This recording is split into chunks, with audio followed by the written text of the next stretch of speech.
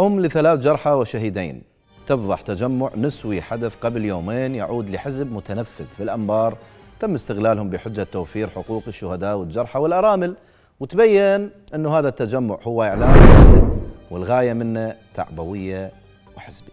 خلينا نشوف. يودوكم معهد خياطة والمحتاج. بيان بعد حملة الإعمار التي شهدتها محافظة الأنبار 3 سيارات أخذتنا، قالت هاي الشهيد ينطونا حقه والجريح ينطونها حقها وراح يعلمونكم يودونكم معهد خياطة والمحتاج يعلمونها خياطة. أخذتنا بذاك الحر من 3 ل5 المغرب، يلا جابتنا بطل مي ما حد قدم لنا ونحا. لجنة الأعمار نكف الفساد، فساد الفلوجة ما تقدر عليه، فساد الفلوجة صار ينضرب به المثل. ليش ما قالت انطوا الشهيد حقه، انطوا الشهيد حقها، انطوا الجريح حقه. أنا 3 جرحى و2 شهداء لحد الآن نايمات بالقصر، ما عندي تنطي هذا المحامي. رفعت الفساد لأغراض سياسية وانتخابية هدفها التسقيط وتقزيم المنجز.